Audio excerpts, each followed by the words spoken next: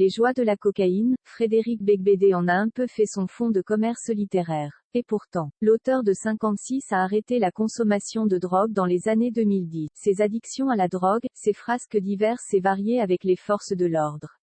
Rien de tout ça n'a jamais été un grand secret, puisque Frédéric Beigbeder les décrit, lui-même, dans ses propres écrits.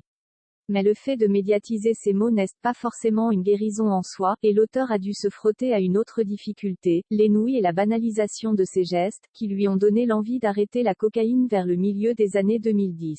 Si je fais solennellement mes adieux à la coke, c'est par élitisme, il m'a semblé que nous pratiquions ce rituel aux toilettes par habitude plutôt qu'enthousiasme, explique-t-il dans les colonnes de l'Aube. Nous descendions sans raison nous pencher sur les rails, pour nous faire du mal sans plus ressentir de bien. La seule chose qui nous excitait encore était de braver l'interdiction. La banalisation de ce stupéfiant permet d'en désintoxiquer les snobs dans mon genre.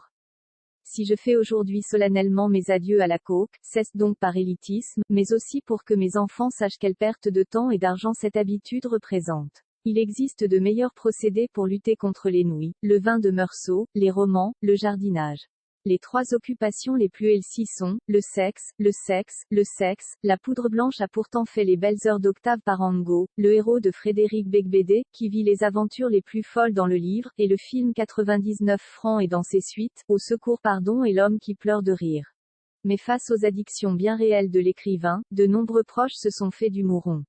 Beaucoup de gens ont déjà essayé de me sauver, rappelle-t-il. Mes enfants, mon épouse et sa patience infinie, mais aussi notre déménagement sur la côte atlantique, et un policier intelligent en 2008, des juges sévères, des médecins addictologues.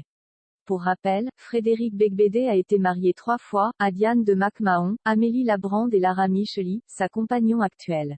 Il est papa de 2 filles et un garçon, Chloé, née en 1999, Una, née en 2015 et Léonard, son petit dernier né en 2017. Il faut croire que ces 3-là ont fini par peser dans la balance.